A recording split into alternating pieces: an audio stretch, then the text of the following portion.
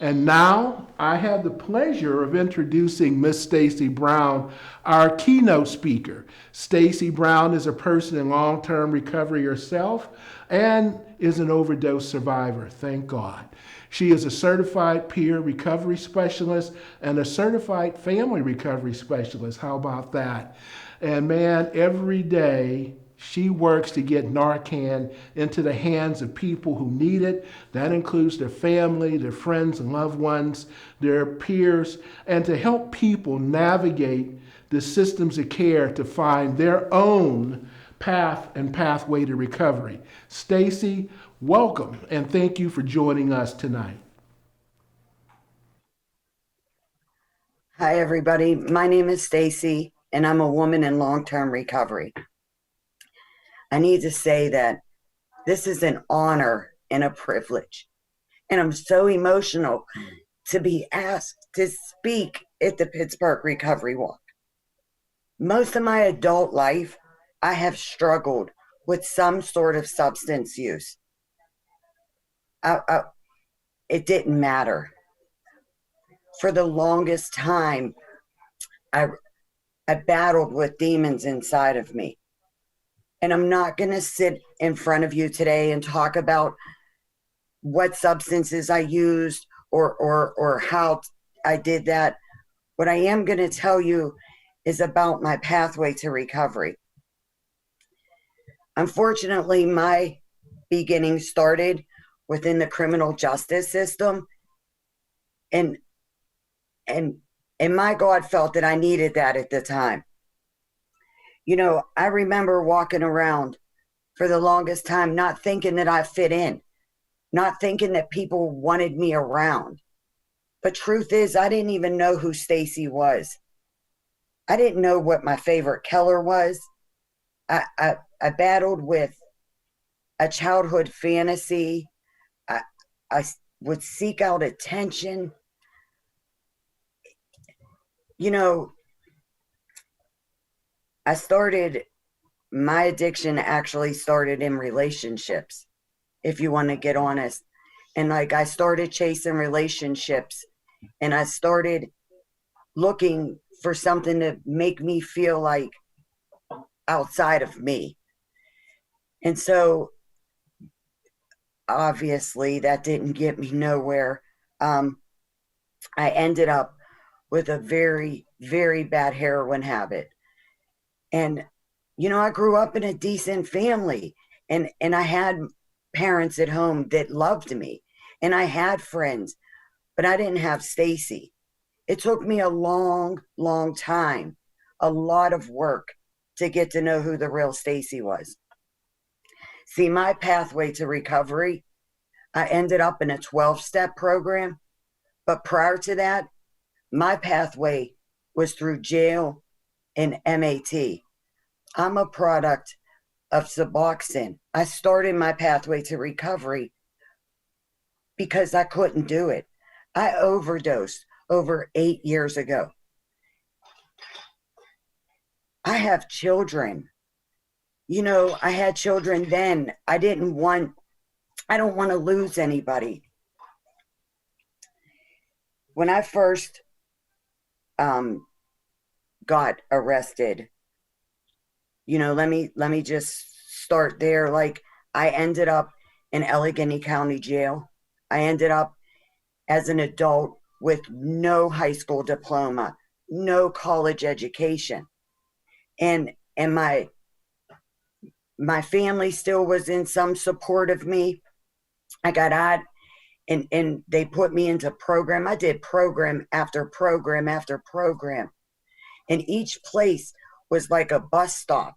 Like I was riding on this bus, and every time that I went to a program, I picked up a couple more bits of information. And it led me to get to a spot in my life where I knew I deserved better. You know, I met some of the most strongest and wonderful people in 12-step recovery. People that loved me till I could love myself. But I remember when I first, you know, I got introduced to recovery just about 20 years ago. I have a little over 8 years in recovery. It took me a couple bumps on my head. I was going to say something else, but you know, if you're struggling and you're trying to get this and you just think that you can't, just reach out. The hardest part for me was to ask somebody for help. But that bus that I was on and all them little stops, people started to care about me. And so when they didn't see me for a couple days, they reached out to me. If you know somebody that is struggling, or you know somebody, just call them and check on them. So I made the decision to get into 12-step recovery. And I tried it. And it's a fabulous pathway for me. And I had, I don't know, almost 2 years at that time, clean and sober. And I made a decision to give that up. I needed to do some more research. See, I'm also a product of continuously researching things. So I ended up back in the county jail yet again, except for this time there was no family. And I met a guard that worked there, and she said, you know, you got something in you, but you need to start believing in Stacie. So she helped me obtain my GED, which I would have never had. She believed in me. It was that one person. And so I come out and I said, I'm going to give this a shot. I'm going to try it. I'm going to listen to what everybody said, because you need to know that I self-will a lot of things and I do my own thing. So I thought, and I gave it a shot. And I came in and I started to attend meetings at that time. And I did things that I was told to do for different reasons, not the reasons they told me to do it, but for my own reasons. And, you know, I have 2 children today. I had an older child that my parents raised. And so when I said, that's it, I'm done. I'm not going to do this no more. I'm not going to detox in the county jail ever again. I'm going to do this. And I came in to the 12-step program, and we always laugh because, you know, I relationships, told you I struggled with them really bad. So with about 9 months, I met my husband, and we decided we're going to do this together. We're going to be Mr. and Mrs. Recovery, and we're going to do this. And we did it for a while. And I had another child. And everything was great. But one thing I stopped doing was taking care of me. We have to take care of us. You know, we can remove a substance and it's great, but we got to take care of us. I have to take care of Stacie. I can't expect nobody else to. That was hard for me. You know, my mommy and daddy, I want people to take care of me because I'm a caretaker too. And so I had acquired some time yet again, and almost 5 years this time. And I made a decision. Wasn't nobody's fault. I made the decision. It was the hardest yet easiest decision I made to return to use again. And I started to use yet again, except this time it wasn't fun no more.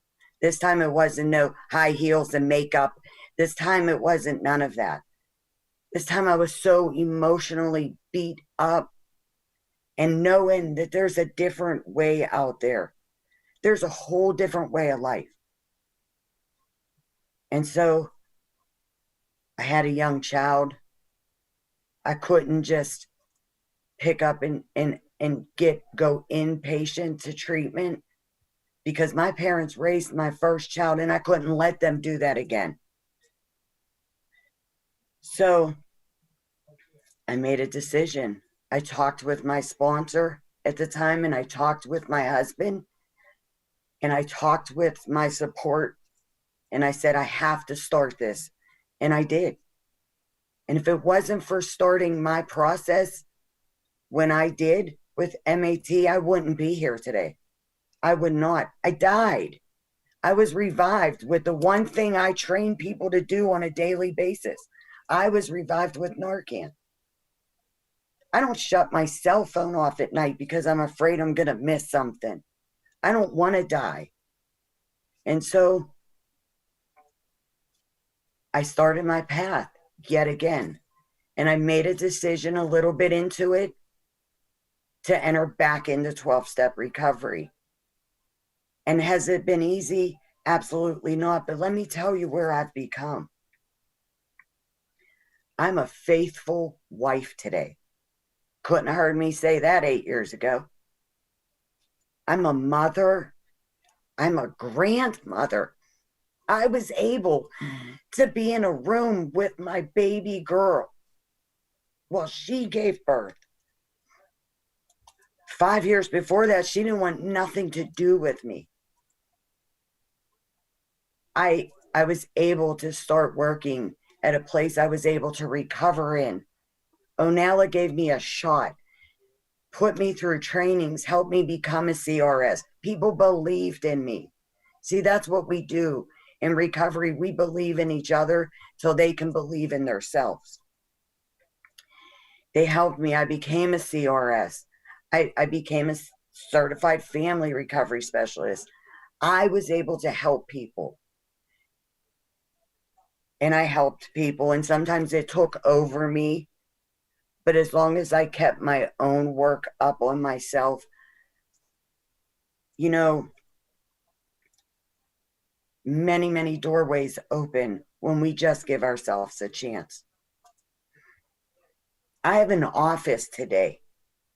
I now have a job that I help train individuals on what saved my life. But I have an office today that has a door and a window. And funny thing is, that window looks directly at the jail. I'd have never been here if it wasn't for people believing in me. Like before, when you would see me, I'd say, I'm so blessed. I got a car and I got a house and I have a nice husband. Today, I am so blessed because I have Stacie. I have me. I have great friends. I have a wonderful program that I work very hard, and it's not perfect. It is by far perfect. But I make a decision every day to not put a substance into my body. Because as long as I do that one thing, no matter what, I beat myself up. Self-stigma, please know. You are so important. If you made the decision to get on Suboxone or Vivitrol or Subutex or Methadone, you be proud of who you are. I had so much self-stigma because I didn't feel like I fit in. So I found a group of people that accepted me. There's meetings out there for us. There are people that will accept you no matter what pathway you take. Just please, if I can say one thing, just please find a pathway. We don't have to die today. We don't. I just got a phone call today that a girl that has been in the program with me since the beginning passed away. Beautiful, beautiful girl. We don't have to. I'm living proof. Like I see that sign and I think of it all the time.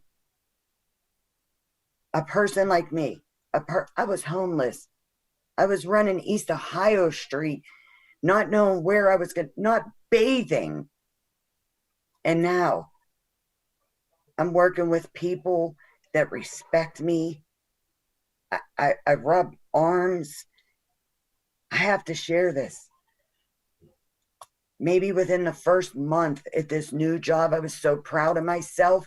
And I shared that I came from the county jail, like, and I'm doing this training, and I'm training probation officers. And like, it's me. Hi, me. I'm the one you chased down. Like, and it's me because I believed in myself. It's possible. It is so possible. You know, I was so nervous leading up to this, and I kept thinking, it's your story. I am so proud of myself. Like, I get so emotional when I talk about it. My family is in my life.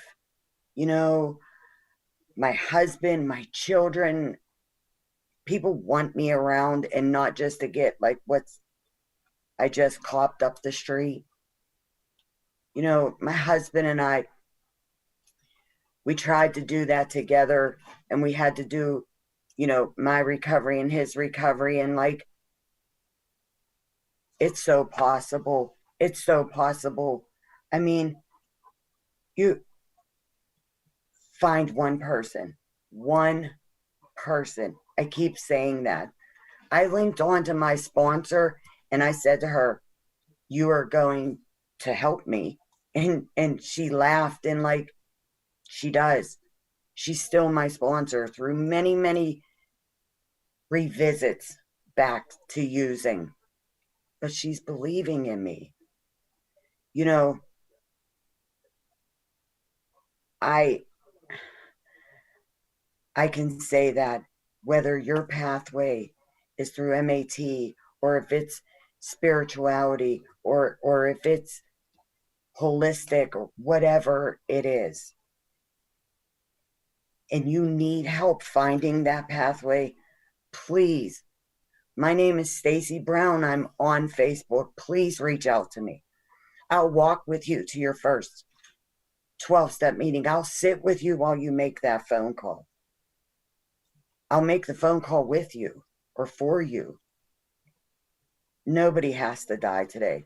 We don't. This gift of recovery, I get so excited. Even now, just,